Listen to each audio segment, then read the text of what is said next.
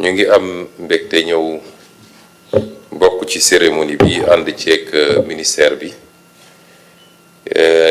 muy rek continuité ci li ñu defoon ci mois d'août muy conseil interministériel bu am solo boobu ñu jagle woon ko lépp li nga xam ne day jëm ci yàqanal rawatina yàqanal li nga xam ne mooy énergie te ci biir énergie ñu ràññee ci li nga xam ne mooy courant bi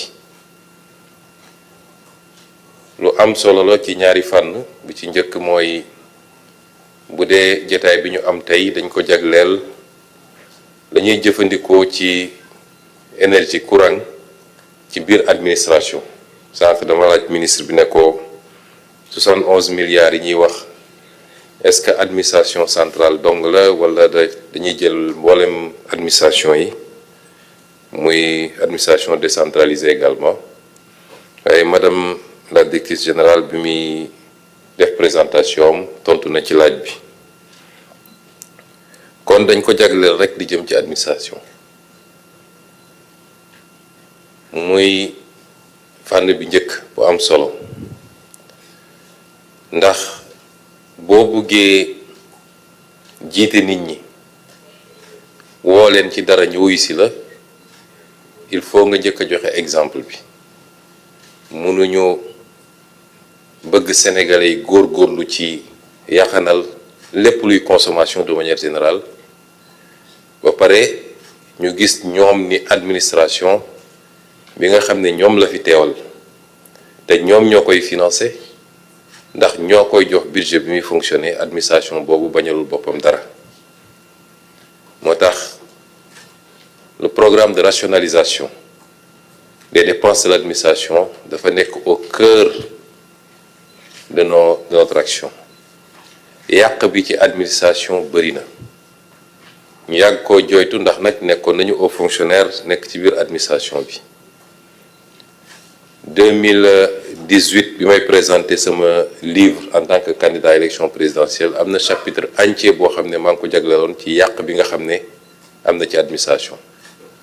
muy loo xam ne du lu ma kenn di nettali lu ma teg sama bët la en tout cas fi ma nekkoon di fa liggéey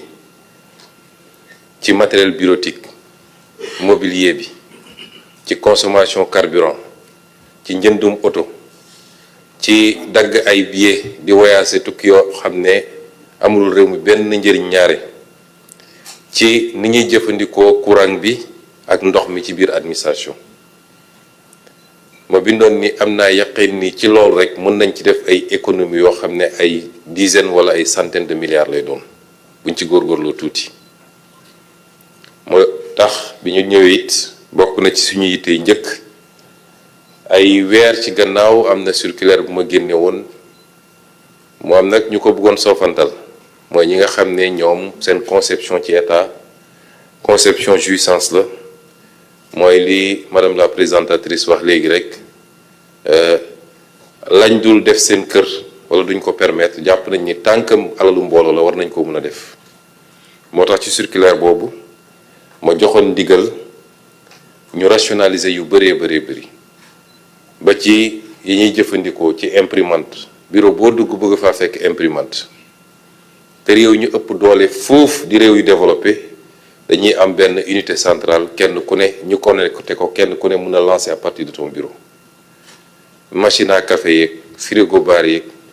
yooyu yëpp facteur de consommation yu am solo la te bokk na ci liy yokk consommation administration waaye ci suñu comportement aussi suñuy habitude saax ministre daf may déey dara ma ne ko yow dafa mel ni dangaa bëgg a anticiper ci li ma bëgg a wax waaye dañuy joxe misaal rek est-ce que salle bi ñu nekk di def waxtaan bi tey waroon nañ fi taal lampe gëm naa ni suñu xëccoon rideau yi rek salle bi leer nañ soxlawul taal lampe ñu ngi 8e étage au mois d'avril à Dakar il fait pas chaud bu ñu ubbi woon fenêtre yi peut-être du jël taal climatiseur ay réflexe la parce que ñun ñoo ne dañuy def des bâtiments intelligents jël bâtiment bi yëpp def ko vert mën na am inconvénient surtout en période d'été parce que vert bi day jàpp tàngoor bi rejeté ko ci biir waaye mun na doon avantage ci période yi ñu ne muy ay réflexe yu ñu war a am man kay ku demoon sama bureau 8e doo fekk climatiseur tàkk fa doo fekk lampe tàkk fa mais loolu réflexe la bu ñu war a am ñun ñëpp, parce que ku mu doonoon sa kër nga dugg ci biir kër gi ci waxtu yi mu mun a leeree nii gëm naa ni doo ko taal lampe. Kon c'est de petits réflexes yoo xam boo ko additionné au finish c'est des milliards et des milliards d'économies pour le pays. Ñu war ko mun a réorienter vers des secteurs qui en ont besoin: la santé, l'éducation, les infrastructures. Mauvaise habitude yooyu mooy andi situation bi ñu gis. Consommation bi bëri na, léeg-léeg état bi du ko fay, andil Senelec ay problème, monsieur le DG du ma weddi, ñuy daw ci gannaaw ay factures. Léeg-léeg ñu ne nañu def ay convention de dette croisée parce que ñoom it amel nañu état bi fiscalité wala leen, waaye jàpp naa ni bu ñu xoolaatoon loolu rek bañ koo sofantal dina doon lu am solo. Bu boobaa nag war nañoo mun a wëlbatiku jàllale ko it ci société bi, parce que gëm naa ni kër gu ne war na am un gestionnaire de l'énergie de la maison. ñun de bi ñuy nekk ndaw, les parents étaient très regardants ci yooyu. buñ ñëwaan fekk robinet bu ñu tëjuñu ko bu baax muy tokk-tokkal, defe naa ñëpp la ñuy aligné talent bi ba ñu ne kii moo mujjee ci robinet bi. La même chose nga ñëw fekk kër gi néeg bu kenn newul lampe bi tàkk wala ñu bàyyi télé bi noonu wala yu mel noonu. Kon suñ ko defee ci commencé ci administration centrale, administration de manière générale, liñ ci jublu mooy war a gën a mën a lay bu ñu jàkkaarloog ak askan wi soññ leen ci habitude yooyu. moo tax ñu ngi féliciter madame la directrice générale de l'AME ci liggéey bu rafet bi mu def ak gain yi mu ci commencé am. may dalal xelu madame Senghor ne ko ci wàllu yaxanal ak wàllu gestion bu rafet man jigéen ñi laa ci wóolu. bi may nekk impôt domaine daan naa wax ni lépp luy contact ak xaalis muy bureau de recouvrement yi su ma doon DG dama koy jox jigéen ñi, ndax duñu randal wala bëriwul te mën nañoo yàqanal bu baax a baax. xanaa kay wàññi tuuti rek xew yu rëy yi, waaye boo ci génnee loolu jàmbaar lañu. loolu mooy premier volet bi. ñaareel volet bi nag lii day dugg globalement ci politique énergétique u état bi. wax nañ ko waxaat ko, et énergie dafa bokk ci l'une de nos plus grandes priorités, parce que sans énergie en quantité suffisante, en qualité et à coût abordable mënoo développer ab réew. Amul fenn ci àdduna. Sénégal mënul développer wu ak énergie boo xam ne kilowatt heure bi dépassé na 100 francs. defe naa war na nekk ay 117 francs, monsieur le directeur général. nga comparé kook ay réew yi nga xam ne ñu ngi ay 40 francs wala lu ko yées sax. fii biir Afrique de l'Ouest am na réew yoo xam ne ñu ngi à 60 francs wala 65 francs. investisseur bu war a ñëw bëgg a investir ba defe naa dina jafe mu tànn Sénégal au détriment de ces pays. surtout nag bu fekkee yeneen facteurs yi ñuy soxla yépp ëppalewuñu leen ko. ëppalewuñu leen ressources naturelles, ëppalewuñu leen matières premières, ëppalewuñu leen ressources humaines, ndax ñun ñëpp ñoo bokk configuration démographique avec des populations majoritairement jeunes qui ne demandent qu'à être formées et à travailler. Donc énergie day doon un facteur discriminant dans cette compétition. tey soo seetee li xew ci àdduna, boo gisee réewu Amérique ak seen njiit yu bees di essayer imposer yeneen partenaires yi yenn affaires yi, surtout ñu jëm ci Europe, bokk na ci li ñu leen gën a ëppale mooy énergie. ndax ñoom am nañ seen pétrole, seen gaz de schiste, war a mën a jaay pétrole à des coûts très faibles. Je crois que nu mu tuuti y a 1,5 wala 2,5 de différence ci coût énergie bi. Et comme je dis tout le temps, là où se trouve l'énergie se trouve l'industrie, se trouve la production. Les pays d'Asie du Sud-Est l'ont réglé depuis longtemps, moo tax ñu mënoon am les délocalisations massives. kon ñun ñëpp il faut ñu dëppoo xam ni problème mu énergie du problème mu Sénélec, problème mu sénégalais yépp la. Il faut qu'on réussisse ce pari. réussir bi nag plan sur le moyen et le long terme la. énergie ça coûte cher benn centrale bu 200 mégawatts nu mu tuuti na la coûter monsieur le DG je crois 200 milliards mënoo ko fa am moins que ça donc ça coûte très cher, c'est des investissements lourds qu'il nous faut planifier par rapport à la situation bi ñu fekk ci réew mi par rapport à la capacité réew mi dans un partenariat public-privé peut-être qu'il faut revoir et rénover parce que li ma wax rek énergie c'est un secteur de sécurité nationale mënoo ko bàyyi ak ay nit ñu koy pamti di xuloo di xeex di tëjante kaso di génn alors que ci jamono jooju les ministères de l'énergie programmé woon pour ñu mun a faire face à nos besoins bañ a nekk dans des situations de délestage fii ak ay weer yu néew il fallait que yenn centrales yi mun a commencer marcher tey yéen a ngi gis bateau bee nekk fële solution bu baaxul ci Sénégal fii lañ ko fekk ñuy jaay énergie bi à plus de 110 ou 115 francs le kilowatt-heure lii du solution kon c'est une planification dans le temps tey boo amoon moyens yi sax mënoo tabax une centrale sérieuse à moins de 2 ans ou 3 ans soo commencé woon léegi teg première pierre bi ci diggante boobu lii ñu wax ni dafa am solo planification nee nañu à l'horizon 2050 suñu objectif c'est d'atteindre 10 000 mégawatts-heure 10 000 mégawatts tey ñu ngi à moins de 2000 mégawatts la ñuy produire au Sénégal compte tenu de certaines solutions yoo xam ne ñëpp xam nañ ni de solution kon loolu ñu war a def étaler ko dans le temps il faut que ñun ñëpp ñu accompagner ko mooy ñu méngale suñu consommation adapter suñu consommation ci planification stratégique boobu di dem ndànk-ndànk énergie il y a les énergies non renouvelable tey Sénégal yàlla wërsëgal ñu tuuti pétrole ak tuuti gaz wax naa ko waxat ko il faut que le peuple accompagne ce mouvement il n'est pas question que la malédiction des ressources naturelles bi ñu yàgg wax Afrique pour man la malédiction des ressources naturelles c'est pas guerre yi muy andi de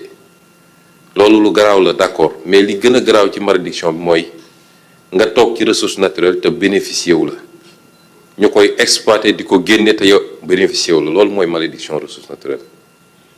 moo tax suñu option indépendamment lañ fi fekk ci ay contrat yoo xam ne signé nañ ko ba pare te mu engagé état ak état bu munti doon ñoo ngi ci jéego yi ak liggéey yi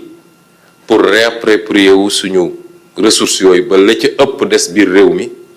bu ko defee ci ressources renouvelables yi l'option étant d'aller vers le gaz nga xam ne parmi les énergies fossiles je crois que c'est l'une des moins polluantes en tout cas ñu fexe ba ak gazoduc bi fexe ba andi gaz bi fii la ñu war a bëgg a def lu niroog Ndar énergie centrale Ndar énergie wala West Africa énergie ñu def ci yeneen ak yeneen yu bari ci réew mi ba am la ñu soxla suñu consommation wala sax ñu excédentaire ba mun a doon un pays exportateur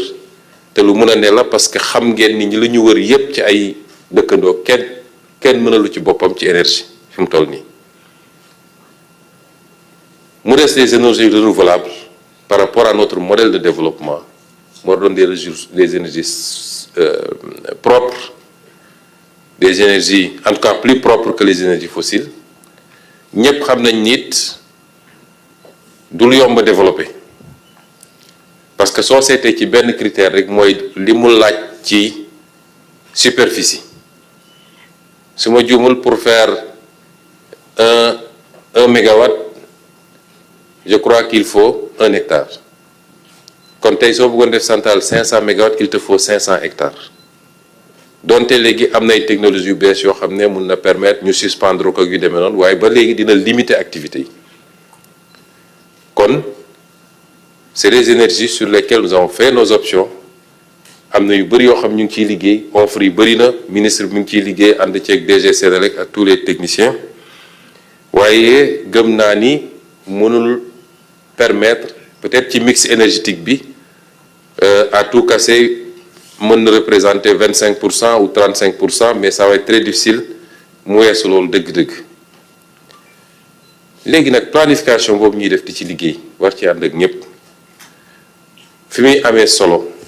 mooy ñu partager kook askan wi réew balaa muy mun a dox mooy li ëpp ci réew mi parce que ñëpp mënul nekk waaye ñi ëpp ci réew mi bokk gis-gis ci fu ñu bëgg a jëmale réew mi ñu xam lan la loolu laaj ci doxalin ci comportement kenn ku ne la nga ca war a def nga def ko loolu nag mi ngi doore ci lii ñu wax nii ñuy soññ suñu bopp di soññ gouvernement bi di soññ mboolem seen administration waaye du ñu yem ci soññ dinañ ci veiller particulièrement waaye lu weesu loolu ñuy soññ askan wi yépp nag ñun ñëpp ñu ànd góorgóorlu te xam ni sakkanal dafa bokk ci suñu aada dafa bokk ci suñu diine boo jëlee diine islam dañ la daan noo barile walladina ida anfaqu lam yusrifu wa lam yaqturu wa kaana bayna dhalika qawama ñi nga xam ne bu ñuy dépenser duñu xaabaabal waaye duñu nay trop dañuy nekk ci digg doomu bi ñu jàngal ñu ni boo amee lu bari xaaj ko ñett lii nga dundee ko lii nga def ci luy jëriñ nit ñi la ca des nga denc parce que ëllëg mat naa sóoraale épargne ku la ne bokk gëpp dëppool ak diine non nañu lekk yépp yàlla baax na ëllëg yàlla waxul kenn loolu boo jëlee diine chrétienne même chose bi la wax moo tax boo seetee suñu mbokk chrétien yi liggéey njëkk a gis mooy sobriété humilité doo gis yenn extravagance yi ci ni ñuy consommer suñuy mag balaa ñuy wax diine ci suñuy aada noonu lañ doon doxee ci ñuy société consommation ñu am ci ànd seeg sobriété kon soo dëppalee li ñu bokk yépp ñun ci culture ak ci diine nga boole ko les réalités socio-économiques et surtout économiques et les enjeux géostratégiques du monde ce que ça nous demande ce que ça nous impose rawatina ñun ñi nga xam ne réew yu ndóol lañ mooy ñuy góorgóorlu sur nos habitudes de consommation vivre en fonction de nos moyens et pas au-dessus te loolu bu ñu ko defoon defe naa tey du ñu toog naan am nañu dette cachée de 7000 milliards ci réew mi wala lu ko ëpp kon ñu ngi leen di gërëm di leen sant asalaamaaleykum